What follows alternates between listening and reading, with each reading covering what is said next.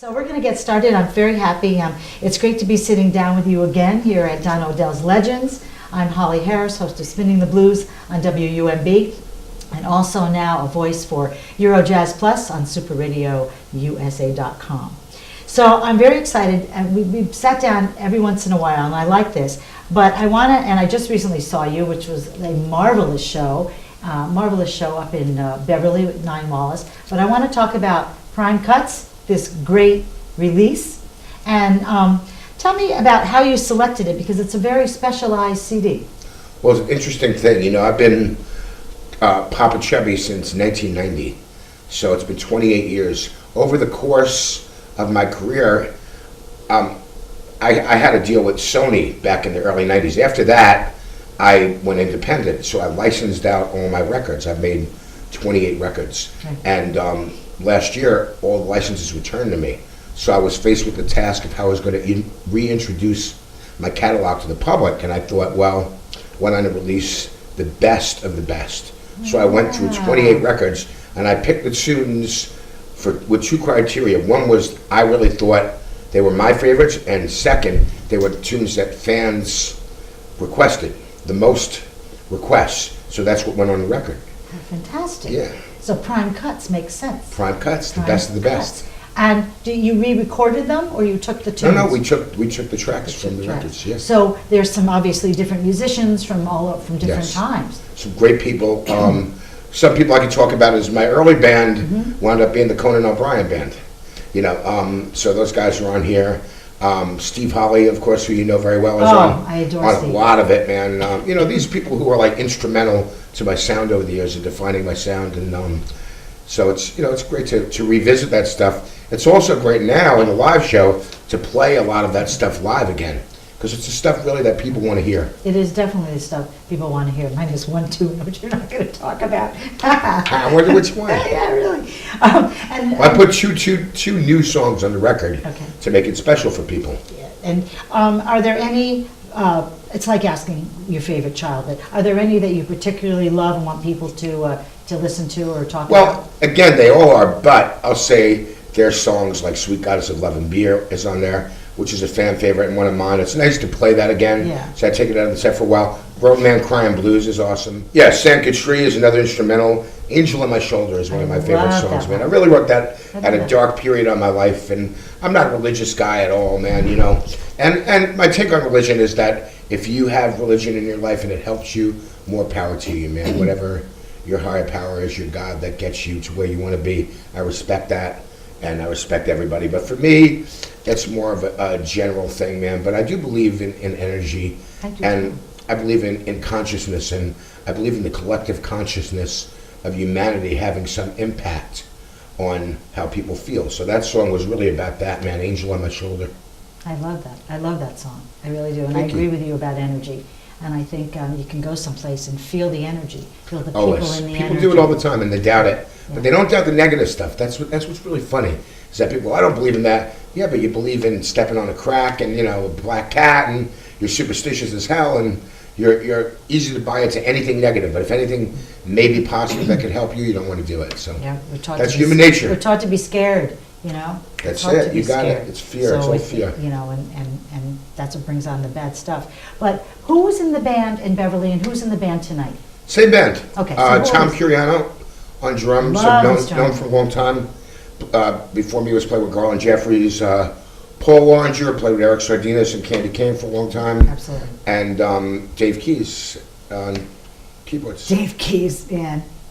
All of them are incredible. And Dave does his own thing. He does that gospel stuff sometimes. And absolutely. It's always fun. He's always fun. And he's always fun to have him play on my stuff. Yeah, he's great. And Paul, I've known, and now he lives back here in the area. He moved back here, so he's been helping me out. Yeah, so very big. And all of a sudden I see him, he's in Europe, you're here. So it's very cool. Yeah.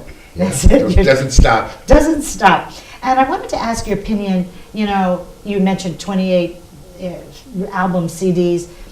When you started, what's a major difference between the scene, the music business, and today?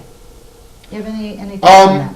I'm going to sound like an old guy saying this, but when I came up in the New York music scene, the quality of the players and musicianship were like people like Steve Holly, you know, like these legendary, musicians who had done amazing things who had no ego at all. Top of the And top. now, it's kind of the opposite. You got everybody's an entity, everybody's a realized entity, and everybody's the best thing that ever happened, man. So that's not a to be problem. negative, No, but I that's a do have to problem. make that observation that the bar was set, I think, a little bit higher back then, man.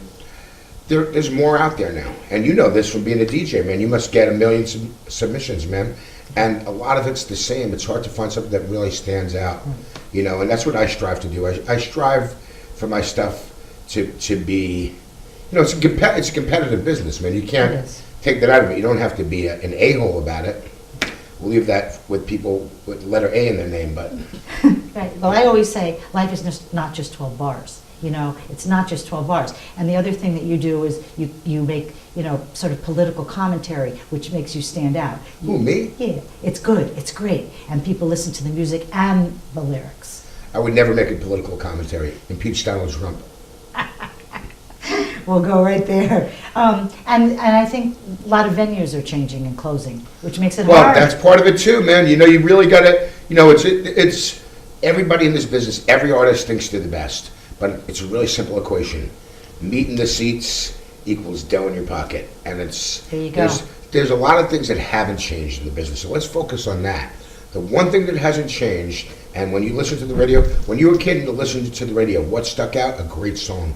Absolutely. If you heard a great song, you walked around, you're like, That's maybe right. you didn't even like the song, That's but you right. still sang it. That's what makes a great song. That's still what's viable and valuable now, is a great song. You're right. And the other thing is, you gotta tour. You gotta get in the van. You gotta play. You have to tour. And a lot of people don't want to do it. You gotta work. You can't be afraid to work. People think, oh yeah, I'm gonna be a rock star, man. We don't work. We party all day. That's No. not the way it is. No, that's not the way it is. And you're right about that music. And I'd often, if I think back, I'd listen in the middle of the night, I'd want to hear that song again, Right. right? I want to request Or it you'd on wait the little for it stove. on the radio. Wait for it. You wait for it to come up.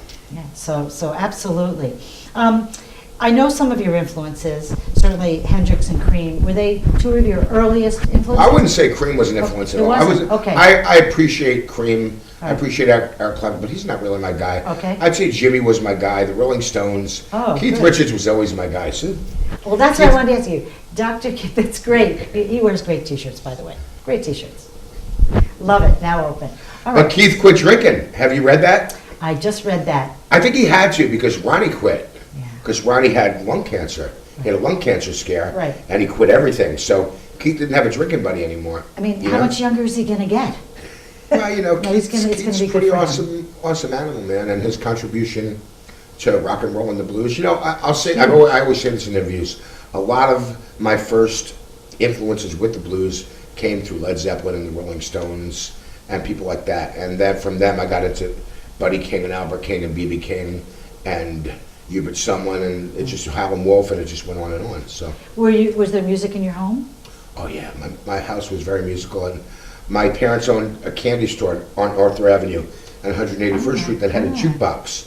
So I had slugs to play the jukebox. I would play it constantly. Oh, my And when the goodness. guy changed the records every week, because the jukebox was all the top 100, he'd give me the old records. I would get the old 45s. So by the time I was like 7 years old, I had spindles full of 45s, and I'd play them again and again on my little record player. And then in '67, the Beatles happened. And I got into that, and from there it just. Wow, that's incredible. So you really do remember it. Plus, I remember radio in New York in those days. MCA. WMCA, and WABC. I still a good have guy. my You got your good guy? My gold T-shirt? sweatshirt. What was great about radio Oh. in those days? It was only AM. There was no Yeah. FM radio until I think the first FM radio was in Boston. I think, and the first classic rock. AOR at the time was, I guess, WBCN or something like that. BCN. Right. But on AM radio, they would play everything. So you'd hear Frank Sinatra, the Strawberry Alarm Clock, and Jimi Right, Hendrix, and Snoopy The versus Turtles. the Red Baron, and the Turtles, all in the same hour. That's right. So you just listen to the radio, and you'd get such. If you were musically, Yeah.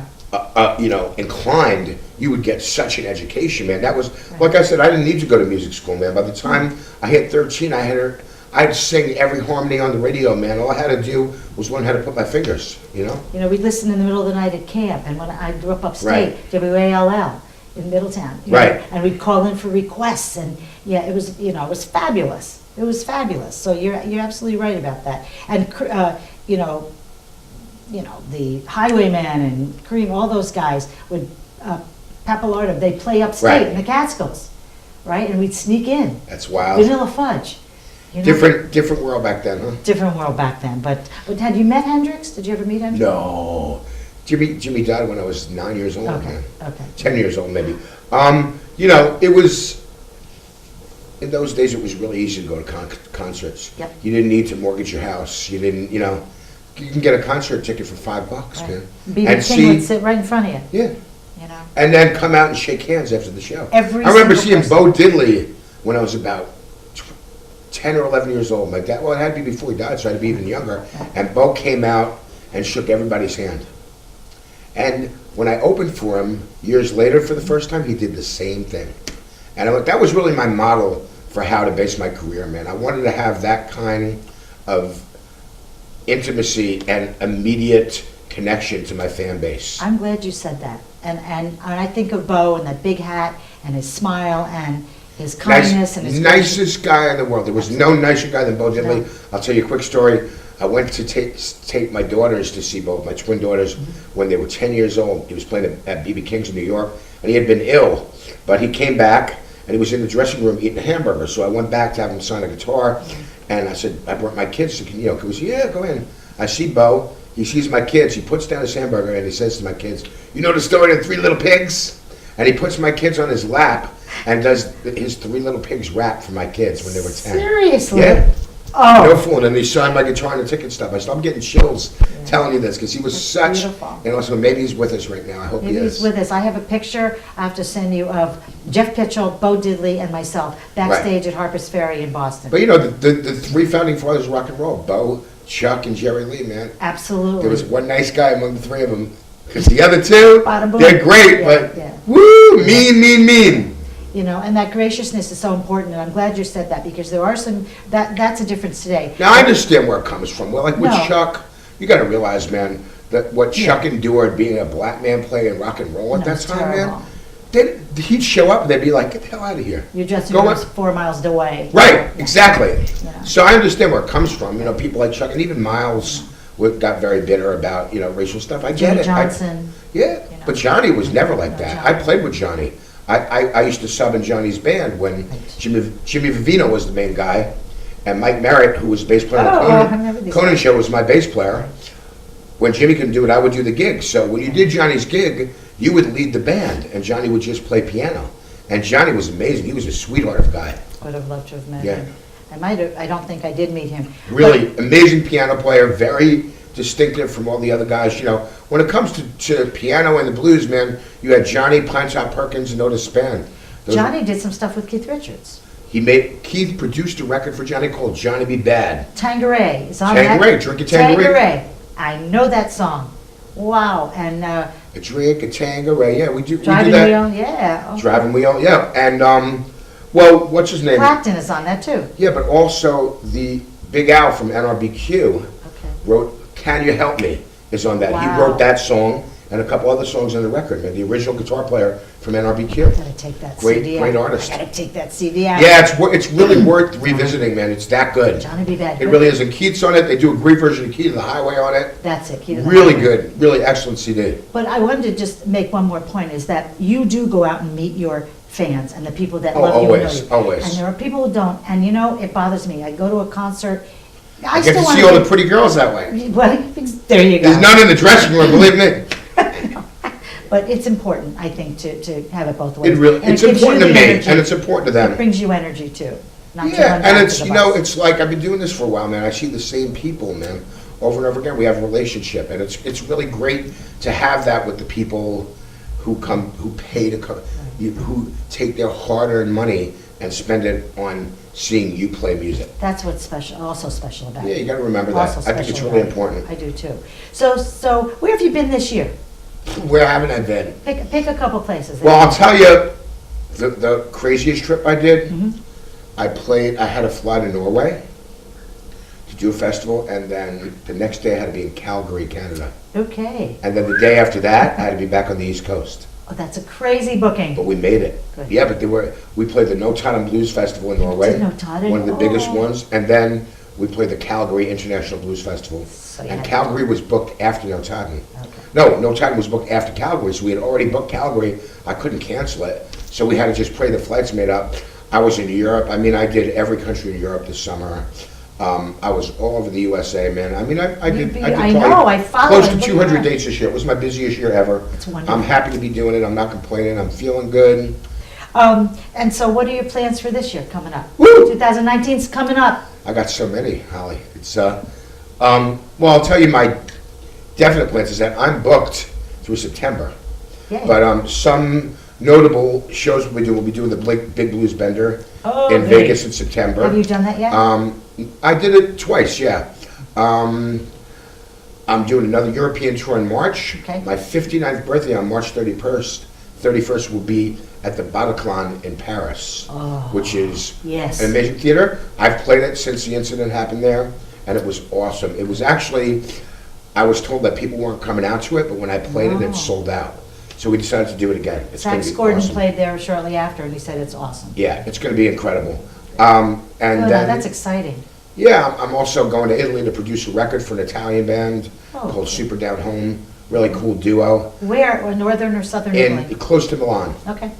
And then we have dates in France. We have dates in Denmark. Oh, you gonna do anything with Peter Astra? I am going to do stuff, and I played both Peter's Yeah, festivals this year. how's that? I wanna I go to played that. Blues Heaven and the other one. They were incredible. Jews or whatever it is. Yeah, they were great. You got to go. Yeah, I'm gonna It's go. really worth He's going. invited me, I'm gonna go. Yeah, you got to go. Peter's a great guy. I really He's a love great Peter. guy. He's a really cool dude. Yeah, he's a So it's been mostly This is exciting. a great year dealing with great people, a lot of work. I'm working on new tracks for a new That's record. what I asked, yeah, you're working on. And I'm going to think about putting out a cookbook in 2019 along with a CD. Juicier Forward prime record. cuts. Maybe that'll be it. But Yeah, the I am a cook. Yeah. I mean, I worked for years as a cook. Oh. I'll never say chef because I was never a chef. Okay. Chefs are assholes. What do you like to cook? I like to cook everything, man. I really do. And I'm a good cook. Not a baker, you're a cook. I'm not a baker. I'm not much for Yeah, baking. not My a daughter baker. bakes. Baking, you have to measure. Yeah, I agree. What fun is that? See, we're too high energy for the measure. Let's just put it in, let's just That's do it. When I do bake, I do Same it that way. way. But I've been living a keto lifestyle for the last 4 months. I've taken off 40 pounds. Congratulations. And yes, I've been great. doing a lot of keto cooking. So maybe it'll be Popa Chubby's keto cookbook. Wow, I love it. I think a lot of people in America can benefit from that, man. We're really... Tell me something about keto. Well, I'll start by saying Yeah. this, that we're a society of obese people, and it's not our fault. It's what we're fed. I mean, you go into any fast food place and like, you want to supersize that? Nobody needs to drink 124 ounces of Coca-Cola. When you go to Europe and you order a Coke, you get a little glass of Coke Yeah, like that. a normal That's how much. When you go to Italy and you have pasta, you get that much pasta, not a whole bowl of pasta. It's the sodium, it's the sugar, it's But the it's not the chemicals. sodium. That's It's a not the big sodium. misnomer. Oh, okay. And I'm not a doctor, I'll say that, Okay. but I have a great doctor. He's a holistic and MD. Okay. And the whole low sodium thing and low fat thing in America are killing people. See, I'm glad you're enlightening me. Well, Okay. the whole thing for years, if you have high blood pressure, stop eating salt, right? Studies have found, and again, I'm not a doctor, so nobody go out and do this without talking to your doctor, but salt decreases blood pressure minimally, Yes, maybe a okay. point or two. Sugar is Sugar's, the culprit, sugar's bad. because what happens is you get an insulin response to it. When you get an insulin response, your body spikes cortisol as well. Your blood pressure goes up, your cholesterol goes up. Yep. Your body's basically acting in emergency. It's going, well, I must have all the sugar in my system because a mastodon is chasing me, but there's no mastodon. And it wrecks your central nervous system, muddles Everything, your man. brain. So when you get off sugar, Yeah, that's the you key. feel a whole lot better, and it's not easy. I mean, I've done a lot of drugs in my life, but sugar might be the worst one to get off, man. You got to really just cut it out, It's man. also junk food. So it's not doing any. Yeah, there's I no eat real nutrient. food now, man. You know, and again, I eat a lot of steak and shrimp and lobster and butter That's and real food. cream. It's I have a high fat, low carbohydrate diet, and I've lost 40 pounds, and I don't have diabetes. You know, And you have higher energy. great energy, man. I'm feeling great. Feeling like $1,000,000. Also, my pain level has decreased about 80%, man. I had both my knees replaced. You know, I was in a bad wreck in 2001. I remember this. But man, I haven't felt this good in 20 years. I feel 10 years younger, so it's working for me. And I like to share what I do with people. Well, it's But it's important. interesting, you know, because I post what I cook on social media, and people attack me. They're like, "You're gonna die. You eat sausage? You eat bacon?" Like, yeah, I eat bacon every day, man. And you're here living to tell the story. Have you read Sugar Blues? No, but I will That's say great. this: bacon is God, and God is love. Therefore, bacon is love. Well said. Well said. And if pigs were that smart, they'd figure out how not to taste like bacon. Is there anything that you'd like to talk about that I haven't asked you about? No, I just want to wish everybody a happy holiday. It's a rough, I'll say this: it's a rough time of year for a lot of people, man. It kicks up a lot of anxiety in people, a lot of stress, Yeah. a lot of depression. You know, a lot of people don't have anyone, man. And this time of the year, they feel lonelier than ever. People still, this doesn't exempt people from going through their trials and tribulations, man. So it's just another day, man. You know, reach out, spread the love every day, man. Somebody wrote, "Why can't every day be Christmas?" Because you know, you couldn't get that Black Friday money in there. So There you go. follow the money. That's Follow what I got the to money. say. Thank you. I agree with that. My great pleasure.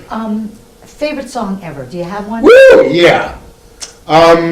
Hallelujah by Leonard Cohen. Oh, But I have to have another one too. Okay. St. Thomas by Sonny Rollins.